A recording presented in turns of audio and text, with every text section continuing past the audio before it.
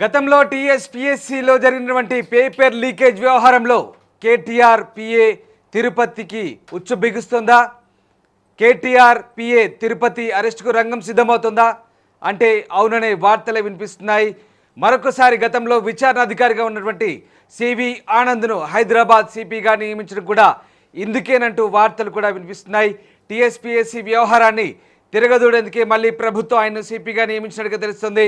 ఈ నేపథ్యంలో గతంలో కేటీఆర్ పిఏగా పనిచేసినటువంటి తిరుపతి సొంత మండలంలో గ్రూప్స్ రాసినటువంటి వాళ్ళకి 100 మందికి 100 మార్కులు వచ్చిన విషయాన్ని కూడా అప్పట్లో సెట్ నిర్ధారించింది.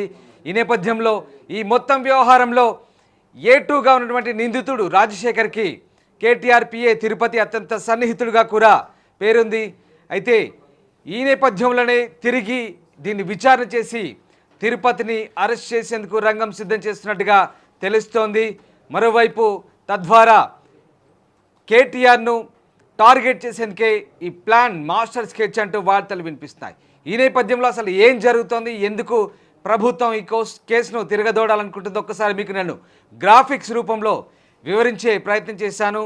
మొదటి నుంచి కూడా ఒక్కసారి పూర్తి స్థాయిలో గ్రాఫిక్స్ను మనం చూపించే ప్రయత్నం చేద్దాం. తొలి వెలుగు ప్రేక్షకులకి టీఎస్పీఎస్సీ పేపర్ లీకేజ్లో కేటీఆర్ పిఏకు బిగుస్తున్న ఉచ్చు. పేపర్ లీకేజ్ కేసులో కేటీఆర్ పిఏ ప్రధాన నిందితులని గతంలో రేవంత్ స్టేట్మెంట్ ఇచ్చారు. కేటీఆర్ అండుతోనే పిఏ టీఎస్పీఎస్సీ పేపర్ లీక్ చేశాడంటూ కాంగ్రెస్ వాదించింది. ఇక కేటీఆర్ పిఏ మండలంలో గ్రూప్ 1 రాసిన 100 మందికి 100 మార్కులు వచ్చినట్టుగా ఆరోపణలు వచ్చాయి. పేపర్ లీక్పై ప్రతిపక్ష నేతగా సిబిఐ విచారణ చేయాలంటూ గతంలో రేవంత్ డిమాండ్ చేశారు. దాంతోపాటు పేపర్ లీక్లో A2గా ఉన్నటువంటి నిందితుడు రాజశేఖర్కు కేటీఆర్ పిఏకు స్నేహితులంటూ రేవంత్ ఆరోపించారు. పేపర్ లీక్పై గతంలో సిపిగా విచారణ చేశారు సివి ఆనంద్. ఇప్పుడు అదే అనుభవం పనికొస్తుందంటూ భావిస్తున్నారు.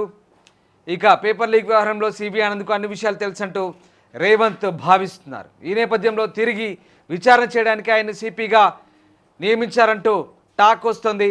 సో ఇది ఓవరాల్గా ప్రస్తుతం జరుగుతున్నటువంటి పరిణామాలు. అసలు ఏం జరిగింది, ఈ పేపర్ లీకేజ్ వ్యవహారం మళ్ళీ ప్రభుత్వం ఎందుకు తిరగతోడాలనుకుంటుంది, ఈ అంశంలో దాన్ని మళ్ళీ తిరగదోడేందుకే సివి ఆనంద్ను తెరపైకి తీసుకొచ్చారా? ఆయనకు అన్ని విషయాలు తెలుసు కాబట్టి ఆయన మళ్ళీ విచారణ అధికారిగా సిపిగా నియమించి విచారణ చేపట్టేందుకే ప్రభుత్వం సిద్ధమవుతుందంటే అవుననే వాదనలకు బలం చేకూరుస్తున్నాయి. అసలైన తొలి వెలుగు.